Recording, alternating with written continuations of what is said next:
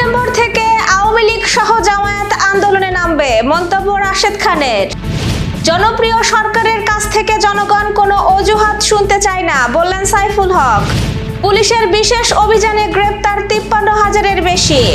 তৃতীয় ভাষা শিক্ষার উপর গুরুত্ব দিচ্ছে সরকার, বললেন প্রতিমন্ত্রী অমিত। মনিরামপুরে জাল টাকা ছাপানোর সরঞ্জাম সহ 2 জন আটক। এশিয়ান গেমসে আবাসন নিয়ে সংকট, দলগুলোকে নিজ দায়িত্বে থাকার নির্দেশ। জাপানে স্থায়ী বসবাসের আবেদন ফি বাড়ল 20 গুণ। দর্শক, আমাদের রাতের আয়োজনে আপনাদের সাথে আছি আমি স্বপ্না দেবনাথ। শুনছিলেন প্রধান শিরোনাম, এছাড়া রয়েছে অন্যান্য বিভিন্ন গুরুত্বপূর্ণ খবর। বিস্তারিততে যাওয়ার আগে আপডেট খবর পেতে গ্রামের কাগজের ইউটিউব চ্যানেল সাবস্ক্রাইব এবং ফেসবুক পেজ ফলো করে রাখুন। বিএনপি নেতা ও প্রধানমন্ত্রীর রাজনৈতিক সহকারী রাশেদ খান দাবি করেছেন, গত 16 বছর জামায়াত আওয়ামী লীগের মধ্যেই লুকিয়ে ছিল। শুক্রবার নিজের ভেরিফাইড ফেসবুক পোস্টে তিনি এই মন্তব্য করেন। জামায়াত নেতা আব্দুল্লাহ মোহাম্মদ তাহেরের একটি বক্তব্যের প্রসঙ্গ টেনে রাশেদ খান বলেন, ভবিষ্যতে জামায়াত এনসিপি আওয়ামী লীগকে সঙ্গে নিয়ে আন্দোলনে নামবে বলে তিনি আগেই বলেছিলেন। তাহেরের বক্তব্যে বিষয়টি স্পষ্ট হয়েছে বলেও দাবি করেন তিনি।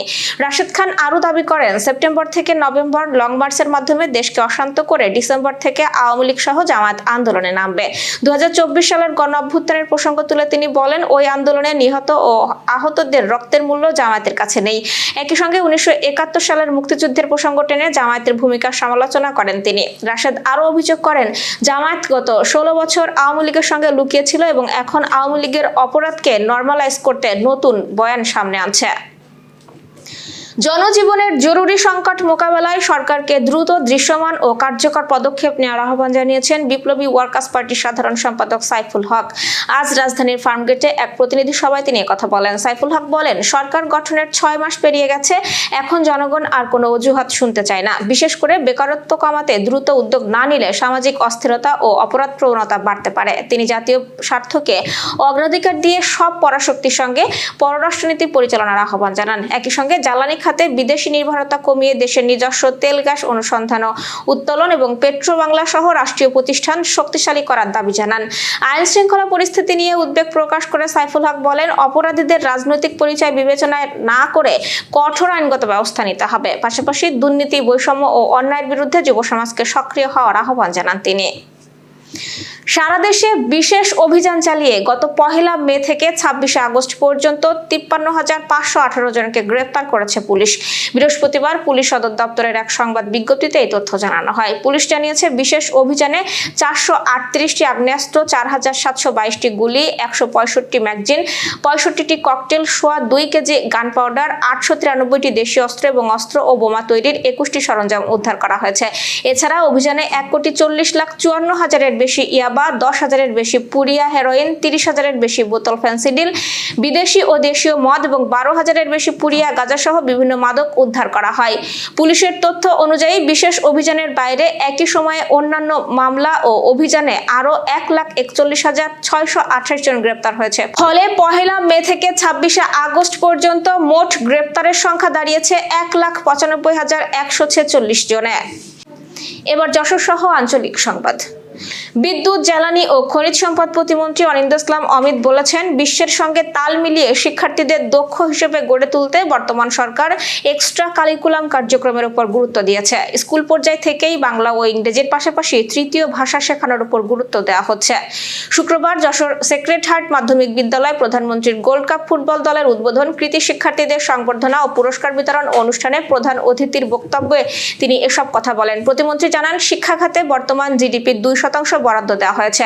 ভবিষ্যতে এই বরাদ্দ 5% উন্নীত করার পরিকল্পনা রয়েছে। তিনি বলেন, শিক্ষার্থীদের এমনভাবে গড়ে তুলতে হবে যাতে তারা বিশ্বের অন্য দেশের শিক্ষার্থীদের সঙ্গে প্রতিযোগিতা করে বাংলাদেশকে এগিয়ে নিতে পারে। এ সময় বিদ্যালয়ের বিজ্ঞান ও কম্পিউটার ল্যাবের পরিধি বাড়ানো এবং লাইব্রেরি সমৃদ্ধ করার কথা জানান তিনি। সাবেক শিক্ষার্থী হিসেবে এইসব কাজে সহযোগিতারও আশ্বাস দেন প্রতিমন্ত্রী। অনুষ্ঠানে জেলা বিএনপির সভাপতি সৈয়দ সাবেরুল হক সাবু, সাধারণ সম্পাদক দেলোয়ার হোসেন খোকন সহ শিক্ষক, অভিভাবক ও শিক্ষার্থীরা উপস্থিত ছিলেন।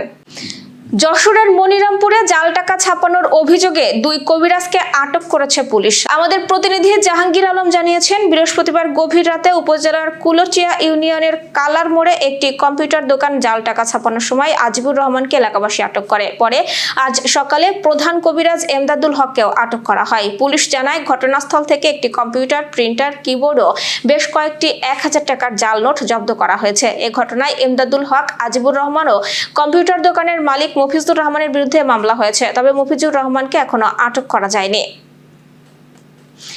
ঝিনাইদহের কালীগঞ্জে ভোর রাতে নিষিদ্ধ ঘোষিত ছাত্রলীগের 15 থেকে 20 জনের একটি দল ঝটিকা মিছিল করেছে।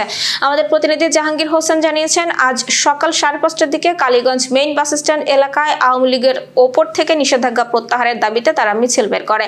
অল্প সময়ের মধ্যে মিছিলকারীরা ঘটনাস্থল ত্যাগ করেন। এই ঘটনার 1 মিনিট 20 সেকেন্ডের একটি ভিডিও সামাজিক যোগাযোগ মাধ্যমে ছড়িয়ে পড়েছে। ভিডিওতে ছাত্রলীগের কয়েকজন নেতাকে মিছিলে দেখা গেছে বলে স্থানীয়রা জানিয়েছে।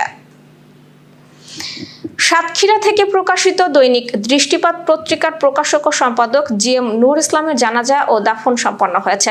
আমাদের প্রতিনিধি মাসুদ রানা জানিয়েছেন, আজ দুপুর 2টায় সাতক্ষীরা সিটি কলেজ সংলগ্ন দারুল উলুম মাদ্রাসা মাঠে তার জানাজা অনুষ্ঠিত হয়। জানাজার আগে শোকসভায় স্থানীয় রাজনৈতিক নেতা, সাংবাদিক ও বিভিন্ন শ্রেণী পেশার মানুষ তার কর্মময় জীবন ও সাংবাদিকতায় অবদানের কথা স্মরণ করেন। বক্তারা বলেন, স্থানীয় সংবাদপত্র ও সাংবাদিকতার বিকাশে জিএম নূর ইসলামের অবদান স্মরণীয় হয়ে থাকবে। পরে জানাজা শেষে মরদেহ পারিবারিক কবরস্থানে দাফন করা হয়। বৃহস্পতিবার দুপুরে ঢাকার একটি হাসপাতালে চিকিৎসাধীন অবস্থায় তার মৃত্যু হয়। যশোর অভয়নগরের নোয়াপাড়া পৌরসভার নির্বাচনকে সামনে রেখে 3 নম্বর ওয়ার্ড বিএনপির আয়োজনে মতবিনিময় ও আলোচনা সভা হয়েছে। আজ বিকেলে ধোপাদি মডেল স্কুল মাঠে এই সভা হয়। আমাদের প্রতিনিধি জাকির হোসেন হৃদয় জানিয়েছেন, ওয়ার্ড বিএনপির সভাপতি রফিকুজ্জামান টুলুর সভাপতিত্বে সভায় প্রধান অতিথি ছিলেন পৌর বিএনপির সভাপতি Abu Naeem Morol. Renaissance hospital and diagnostic centre. রেনেসাতেই মিলছে কম খরচে উন্নত সেবা। তাই নিশ্চিন্তে আমাদের সেবা নিন, সুস্থ থাকুন। Renaissance hospital and diagnostic centre, সদর হাসপাতাল মোড়, দরাটানা, যশোর। খেলার সংবাদ। এশিয়ান গেমস শুরুর 1 মাসেরও কম সময় আগে আবাসন সংকটে পড়েছে আয়োজক জাপান। বাড়তি প্রায় 2000 অ্যাথলেট ও কর্মকর্তার থাকার ব্যবস্থা করতে না পারায় অংশগ্রহণকারী দলগুলোকে নিজেদের আবাসন ব্যবস্থা করতে বলেছে আয়োজকরা। আগামী 19 সেপ্টেম্বর থেকে 4 অক্টোবর নাগোয়া ও আইচিতে এশিয়ান গেমসের অনুষ্ঠান হবে। শুরুতে প্রায় 15,000 অ্যাথলেট ও কর্মকর্তার অংশ নেওয়ার কথা থাকলেও টেকবল ও প্যাডেল যুক্ত হওয়ায় সংখ্যা বেড়ে প্রায় 17,000 হয়েছে। নাগোয়ার মেয়র ও আইচি প্রিফেকচারের গভর্নর জানিয়েছেন, সীমিত বাজেট ও লোকবলের কারণে অতিরিক্ত 2000 মানুষের আবাসন ব্যবস্থা করা সম্ভব হচ্ছে না। আয়োজকদের ব্যবস্থাপনায় 4 থেকে 5,000 অ্যাথলেট ক্রুজ জাহাজে এবং প্রায় 2000 থাকবেন শিপিং কন্টেইনারে তৈরি বিশেষ আবাসনে। বাকিদের বিভিন্ন হোটেলে রাখা হবে। দর্শক, শেষ করব আন্তর্জাতিক সংবাদ দিয়ে। জাপানে বিদেশিদের স্থায়ীভাবে বসবাসের আবেদন সহ বিভিন্ন রেসিডেন্স প্রক্রিয়ার ফি আগামী 1 অক্টোবর থেকে বাড়ছে। সবচেয়ে বড় পরিবর্তন এসেছে পার্মানেন্ট রেসিডেন্স আবেদনে। এ ফি 10,000 ইয়েন থেকে বাড়িয়ে 2 লাখ ইয়েন করা হয়েছে, যা আগের তুলনায় 20 গুণ বা 1900% বেশি। নতুন নিয়মে রেসিডেন্সি স্ট্যাটাস নবায়নের ফিও মেয়াদ অনুযায়ী বাড়ানো হয়েছে। 3 মাস পর্যন্ত নবায়নে 10,000, 1 বছর মেয়াদে 33,000, 3 থেকে 5 বছরের কম মেয়াদে 64,000 এবং 5 বছর বা তার বেশি মেয়াদে 75,000 ইয়েন দিতে হবে। তবে চরম আর্থিক বা মানবিক সংকটে থাকা কিছু বিদেশির জন্য ফি কমানোর সুযোগ রাখা হয়েছে। আগামী 1 অক্টোবর থেকেই নতুন ফি কার্যকর হবে। দর্শক, এই ছিল আজকে রাতের আয়োজন। এরপর সকালের খবর দেখার আমন্ত্রণ জানাচ্ছি। বিদ্যুৎ ব্যবহারে সাশ্রয়ী হন এবং সেই সাথে সচেতন হন পানির অপচয় রোধে এবং হাম ও মশাবাহিত রোগ সম্পর্কে। শুভরাত্রি।